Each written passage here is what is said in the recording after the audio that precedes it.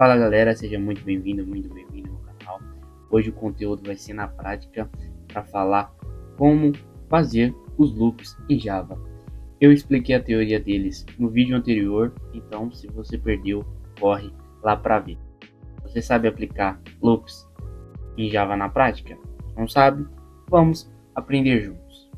Bom, eu preparei aqui um probleminha básico para a gente começar a entender sobre loops. Se vocês quiserem, eu posso trazer uns exemplos mais complexos, mas de primeira mão, preparei aqui para ler qualquer quantidade de número do usuário e ver quantos números ímpares estão dentre o 0 até o número que o usuário digitou.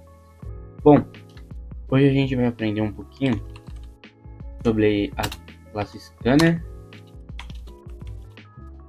Aqui a gente não precisa se preocupar, porque a gente vai estar falando sobre orientação objeto mais para frente. Mas essa classe aqui, ela é responsável por ler os dados do usuário, ok? Aí eu faço um int, eu quero ler uma quantidade de inteiros do usuário, então eu vou colocar como input e é igual a scanner.nextInt, quer dizer, o próximo inteiro que vai ser lido. Tá, e nesse exemplo eu vou mostrar os três tipos de aplicação dos três loops, tá? Primeiro eu vou começar com o while. O while é bem simples, você declara o while e lembra que eu falei que a condição vem aqui, então a gente vai colocar condição. Pensando, a gente tem que ir do 0 até o número que eu digitei ali, por exemplo, 10. Então a gente tem que criar uma variável que vai ser o nosso contador, vai fazer do 0 até o nosso número que nós digitamos. Então, int contador vai começar do 0. Então, nossa verificação é do contador do 0 até o número que a gente digitou. Então a gente coloca aqui contador menor ou igual que input, que a gente está fazendo ali do usuário.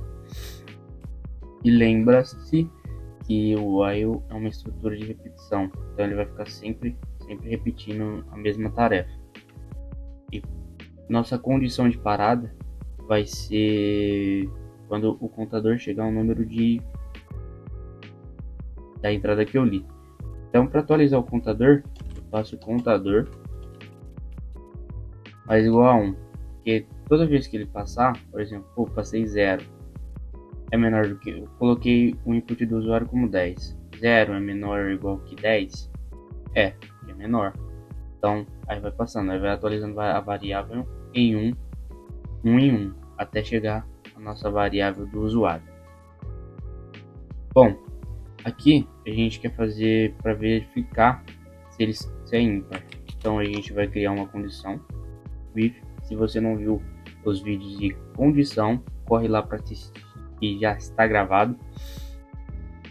Aí eu faço nosso contador resto da divisão por 2 igual a 1. Por que contador resto da divisão igual a 1? Quando a gente tem números pares, divide ele, o resto vai ser 0, que aí não vai sobrar nada, ele é um número par. Aí a gente faz ao contrário. Para saber se ele é ímpar, a gente coloca 1, porque sempre vai restar 1, e sempre que restar 1 vai ser ímpar. Aí agora a gente quer contar a quantidade de números que está entre o nosso contador até a entrada do usuário. Aí a gente cria um auxiliar para contar quantos números tem ímpar, né? Por exemplo, eu tenho dito lá 6, tem que ter 3 números ímpares, que é o 1, o 3 e o 5. Então eu vou colocar quantidade ímpar,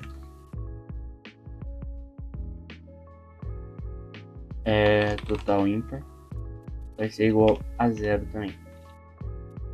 A gente vai começar a somar.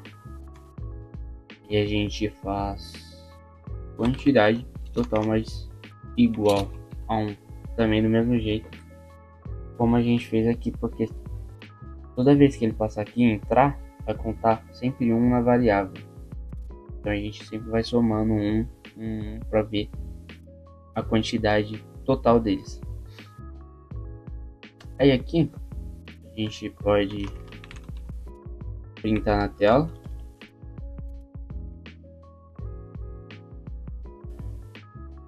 Total de entre 0 até, aí a gente coloca aqui até o input do usuário.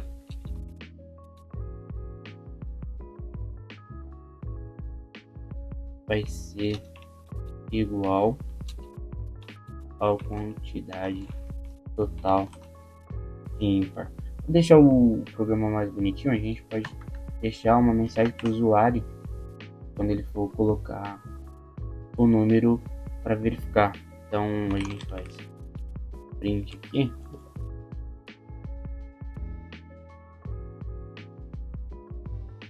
Entre com um número. Aqui cabe mais um aprendizado. Acontece quando eu uso um print ln, toda vez que tiver um print ln, essa ln quer dizer uma quebra de linha. Então, mas eu quero ler na mesma linha. Então o que eu faço? Eu coloco ele como só print, que aí ele não quebra. Aí quando for para digitar, ele vai estar sempre na mesma linha que o nosso print, tá? Não precisa se preocupar com esses pontos aqui que a gente está fazendo, que isso a gente vai entrar quando for orientação ao objeto. Aí a gente vai entrar a fundo para ver como realmente funciona. Vamos ver se está funcionando. Aqui, se eu colocar 6, tem que vir 3 números ímpares. O total de números ímpares entre 0 até o 6 que eu digitei aqui na entrada do usuário vai ser igual a 3. Por quê? Porque 1 é ímpar, 3 é ímpar e 5 é ímpar, que vai até o 6. Se eu colocar 7, vai ter 4. 4, então funcionou o nosso programa. Bom, essa aqui foi a demonstração do while. Para fazer a mesma coisa, eu expliquei no vídeo anterior. O do while vai ser quase a mesma coisa, porém a única diferença é que o while vai vir embaixo aqui com ponto e vírgula e aqui em cima vai ser o do. Qual a diferença? Que toda vez que ele entrar, ele sempre vai executar essa quantidade aqui primeiro, esse bloco de código antes da verificação. Então pelo menos ele vai passar uma vez. Um exemplo, vamos dizer que minha condição seja falsa. Aqui ele vai executar pelo menos uma vez. Está dentro desse aqui. Ó, vamos fazer a execução. Tem 3, está funcionando certinho.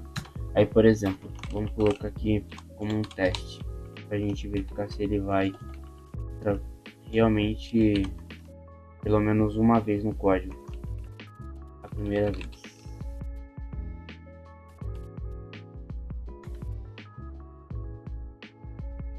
Vai executar. Vou entrar aqui. Ele executou aqui, ó. Primeiro, isso, depois ele fez a verificação. 1, 2, 3, 4, 5, 6. Por que ele rodou 6 vezes? Porque ele rodou pelo menos uma vez primeiro, entendeu?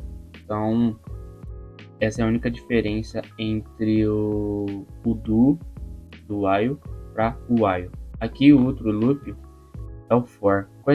Esse é totalmente diferente do while e do while. Por quê? A forma de você declarar ele também é completamente diferente. Eu vou comentar. Para você comentar toda essa linha, você pode apertar o Ctrl barra e aí ele comenta tudo para você e esse código não é executado, tá? E outro detalhe é barra e asterisco barra quando você quer comentar mais de uma linha. Nesse caso do barra barra, ele só vai comentar linha por linha. Por exemplo, essa aqui está comentada. Se eu tirar, ela só vai descomentar de cima, não a de baixo. Essa, se eu parar aqui, ela comenta tudo.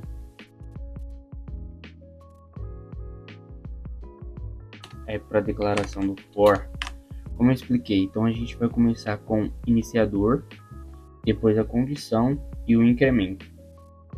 Aqui eu posso apagar